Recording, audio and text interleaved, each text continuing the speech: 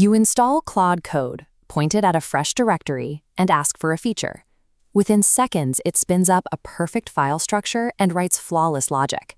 The momentum is undeniable, but right around the 4-hour mark of a continuous session, the output degrades.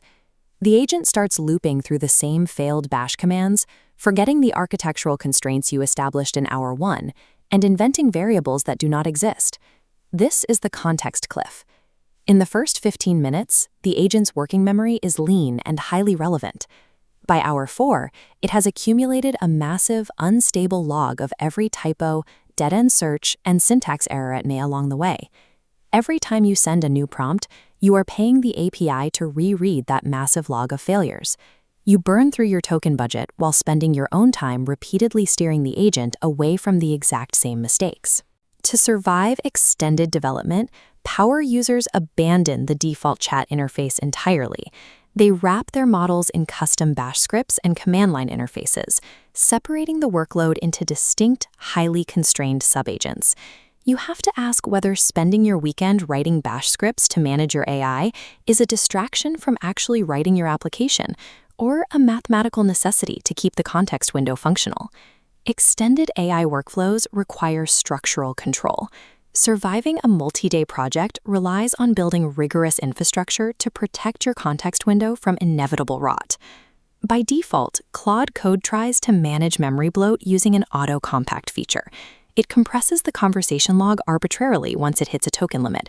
If this happens mid-task, the agent instantly loses the specific, granular details of the file it was just editing. This flowchart outlines the session lifecycle. Instead of arbitrary compression, we can inject custom scripts, known as lifecycle hooks, at 3 specific nodes: session start, pre-compact, and stop. These hooks give you explicit control over exactly when the model is allowed to forget. The pre-compact node triggers a strategic compact script. It waits until you transition between logical phases, like finishing an exploratory research phase and beginning execution, before it summarizes the data. This prevents the agent from hallucinating mid-keystroke. The trade-off is that you have to write the bash scripts yourself and manually command the system when to transition phases. At the end of the line is the stop node. When you terminate a session, this hook executes a continuous learning loop. The script automatically scans the temporary log files generated during your session. It identifies non-trivial debugging techniques or workarounds you discovered, extracts them, and saves them locally as a permanent, reusable skill file. For the stop hook to accurately evaluate the session, you must maintain strict logging hygiene. Every session needs to be saved in a dedicated .tmp file detailing the current state, completed items, and blockers. Setting up this pipeline requires hours of upfront engineering, but once active, you stop paying API costs to repeat yourself, and you never have to yell at the system for making the exact same syntax error it made on Tuesday. While manual memory hooks demand heavy initial setup, they offer the granular control necessary to prevent multi-day context rot. Unchecked context bloat wastes developer time and systematically drains your token balance. This chart compares the token burn rates of different Claude models. Using Claude 3.5 Opus instead of Claude 3.5 Haiku results in a 5 times cost multiplier for the exact same input, regardless of whether the task required deep reasoning or just a simple file search. You control this burn rate through targeted routing. You delegate raw file parsing to Haiku. You use Sonnet for 90% of your standard coding tasks.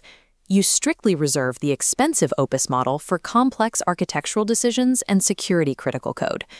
You can further reduce costs by optimizing the agent's internal tools.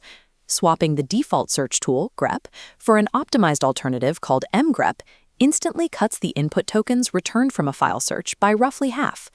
Then there are Model Context Protocols, or MCPs. These integrations let Claude interact with external platforms like GitHub or Supabase. But leaving a heavy visual GUI MCP loaded permanently eats into your static context window, reducing the space available for your actual code. The alternative is writing a custom text-based terminal skill that wraps the platform's standard command line interface. This allows the agent to execute a pull request or database query with near zero continuous overhead. Token optimization is a process of relentlessly purging tooling overhead, ensuring your context window is dedicated entirely to complex problem solving. When a project requires you to implement a feature while simultaneously researching external documentation, a single Claude instance becomes a bottleneck. Opening a second terminal and pointing two agents at the exact same code branch guarantees severe Git conflicts and logic overlaps. This is the parallelization protocol. It isolates your parallel agents by routing them into distinct Git worktrees. Git worktrees allow you to check out multiple branches of a single repository in separate directories simultaneously.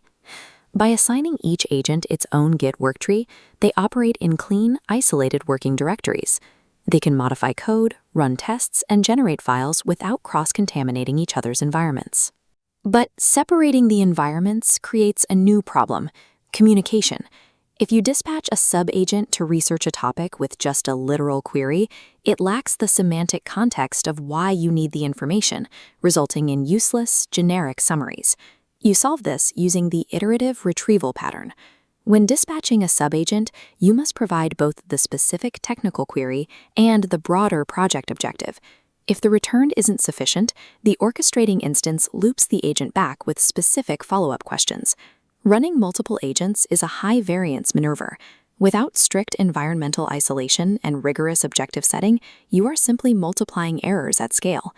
We can map out which of these infrastructure tactics are actually worth the effort based on your specific needs. This chart plots required setup effort against performance impact.